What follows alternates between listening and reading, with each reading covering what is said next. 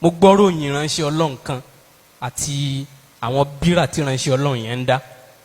Mo wá ń wò pé àwọn tí ránṣẹ́ Ọlọ́run yẹn ń ṣe yìí ò sí nínú Bible o, àbí irọ́ làwọn yẹn ń pa ni. Èmi náà wá pinnu pé ẹ jẹ́ kí n lọ sí ọ̀dọ̀ ránṣẹ́ Ọlọ́run yẹn. So èmi náà ṣe bí investigative pastor mo bá lọ bẹ̀, mo bá lọ jókòó fún counseling. So ibi tó ti ń counsel àwọn èèyàn, yàrá wọ́n kọ́ yàrá kan, tẹ́ bá ti bọ́ síta yàrá yẹn wọ́n plaster àwọn lẹ́lẹ̀, ibẹ̀ wà covered, ilé mi tó ti lẹ́gbẹ̀ẹ́ onílẹ̀kùn tẹ́ máa gbà jáde, ilẹ̀kùn bẹ̀yẹn la gbà wọlé. So níbi tí a jókòó sí wọ́n tó bẹ́ǹchì sílẹ̀, so bí ipa queue ni, tó bá ti dẹ́nìkan lóhùn a mọ̀ súnmọ́ bẹ́ẹ̀. Tí wọ́n bá ń dá, tó bá ti kú bíyàn bíi mẹ́ta tí ó fi kàn yín, ẹ̀yin náà ẹ mọ̀ rí nulẹ̀, ẹ mọ̀ rí nǹkan tí wọ́n ń ṣe. So ìgbà tí ọkàn èmi òun ni bẹ́bẹ́ ṣẹlẹ̀. So nígbà tó kù ẹnìkan tí ó fi kàn mí, so bí mo ṣe bọ́ sí ibi àga yẹn, obìnrin tó wọlé ṣáájú mi ń gbọ́ nǹkan tí wọ́n ń sọ dáadáa. So bí obìnrin yẹn ṣe jókòó tí wọ́n sọ̀rọ̀, mo kàn rí i pé ìránṣẹ́ Ọlọ́run yẹn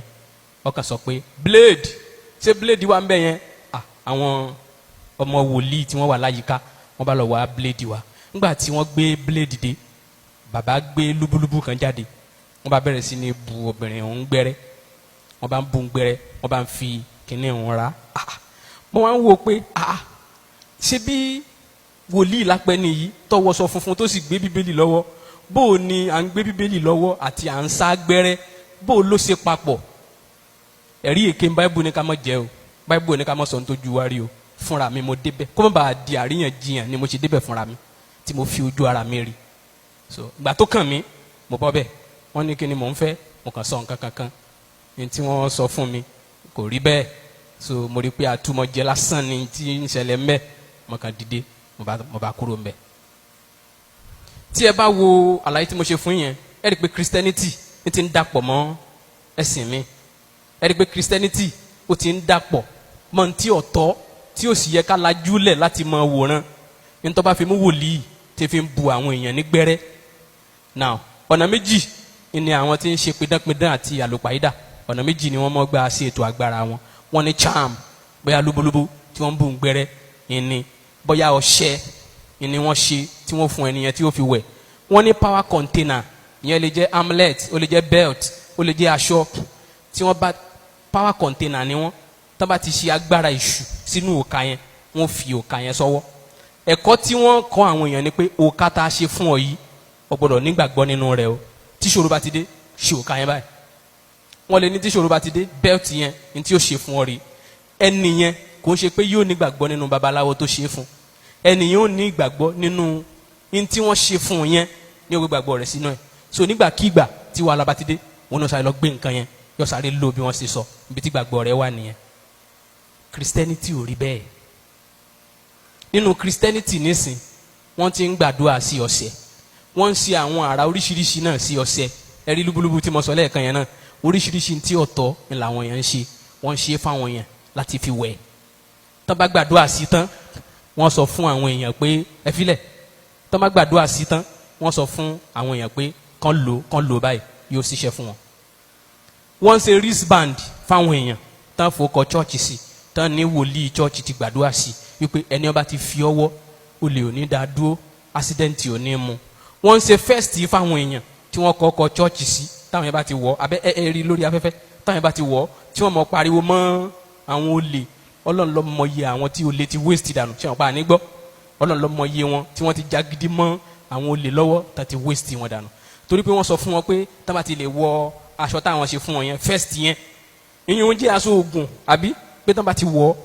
ẹ rí i pé gbogbo àwọn ẹ̀kọ́ wọ̀nyẹn kò fi gbàgbọ́ wa sínú Ọlọ́run.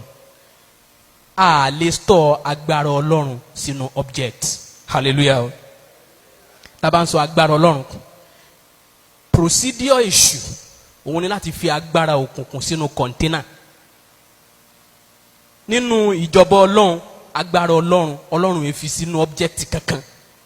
Inú èèyàn nìkan ni agbára Ọlọ́run ló lè dúró sí, kò lè dúró sínú object. Nínú Bible ẹ lè rí bí kankan sẹ́ tí wọ́n ti gbàdúrà sí nǹkan kankan tó wá ní kíní ti gbàgbára o kẹ́ mọ́ gbé káàkiri, ẹ lè rí kò síbi kankan tán ti gbàdúrà sí object. ọ̀pá tí Mósè lò wọn ò gbàdúrà sí o àbí Mósè gbàdúrà sí Ọlọ́run ò gbàdúrà sí ẹnìkan ò gbàdúrà sí. apron ara Paul tó ń wo àwọn èèyàn sàn tó ń lé ẹ̀mí èṣù jáde lára àwọn èèyàn Paul ò gbàdúrà sí o wọn ò lọ mú bá Paul kán sọ pé ẹ gbàdúrà sí kó wá gbàdúrà sí kó ru aṣọ ńlágbára kó wá nìkan mú lọ wọn ò gbàdúrà sí o. nígbà tí wọn ò rí Paul access ni wọ́n kàn rò pé agbọ́ Ọlọ́run rẹ̀ gbọ́ ibà sọ rẹ̀ rí ẹ jẹ́ àlọ́ fi kan àwọn èèyàn bóyá ara wọn dà á ni wọ́n lọ tí ìyanu fi ṣẹlẹ̀. kò ń ṣe pé Ọlọ́run ń stọ̀ agbára sínú object àwọn nǹkan wọ̀nyẹn Ọlọ́run narrate agbára tó ṣẹlẹ̀ ebi Éfésù ni wọ́n ti lo aṣọ Paul ìsìn òrìṣà magic ó wà ní Éfésù Ọlọ́run nílò àti ṣe ṣe agbára táwọn yóò fi submit magical book wọn tí ó fi wá sí ronúpìwàdà nítorí ẹ̀ ṣẹlẹ̀ nìyẹn àwọn èèyàn ronúpìwàdà wọ́n submit ìwé ogun wọn wọ́n sì jó àwọn ìwé ogun wọn wọ́n jóná ní àwọn yẹn sọ di nǹkan lónìí àwọn yẹn ń gbé mantu káàkiri àwọn wòlíì ti gbàdúrà wọ́n gbé mantu àwọn èèyàn ń gbé òróró káàkiri Ọlọ́run ti wọnú òróró ni wọ́n gbé dání tí kíni kan máa ń ṣẹlẹ̀ báyìí wọ́n ti fa òróró yọ àfi bí oògùn wọ́n ti gbé charm wọn jáde wọ́n ti bẹ̀rẹ̀ sí ní máa fi wọn wọ́n ti máa fi wọn kì í ṣe Christianity lẹ́ ń practice o ẹni tí ń gbé mantu kiri Christianity kọ́ ní ń practice ẹni tí ń gbé anointing oil káàkiri Christianity kọ́ ní ń practice o kí ni ń practice Satanism ẹ ti ń practice náà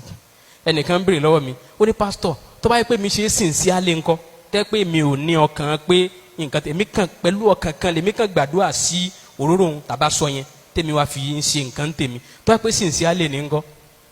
ẹ jọ tí ẹ bá mú sincerely tí ẹ bá da omi gbóná àti gàrí pọ̀ tó ṣe déédéé kò ní dẹ́bà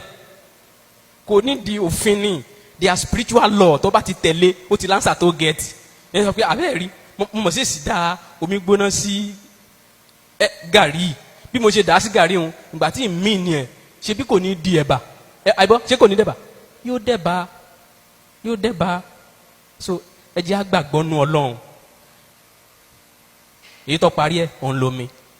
ẹ rí i pé àwa ìgbàdúrà sómi ń bí ní tí mò ń sọ fún yín ni pé agbára Ọlọ́run ṣẹ wọn ò lè store ẹ̀ sínú object kankan à ń gbàdúrà sómi à ń ka sáàmù sómi it's not biblical kò síbi kankan nínú Bible tán ti ṣí tán ti gbàdúrà sí omi ní tí àwọn practices yẹn bí ni wípé wọ́n bí ìbọ̀rìṣà well ó possible ẹni tó kọ́ gbàdúrà sómi kó yẹ pé Ọlọ́run bá sọ pé kó gbà á ṣùgbọ́n lẹ́yìn ìgbà tí Ọlọ́run bá sọ pé kó gbà á tán àwọn tí ń gbà á sómi ń sìn sí Ọlọ́run ló bá wọn sọ pé kán mọ́ gbà á àti pé àwọn tí ń gbà á sí bó ṣe ń gbà á kí ni ń ṣẹlẹ̀ nínú omi tó ń gbà á sí kí ni ń ṣẹlẹ̀ so there are practices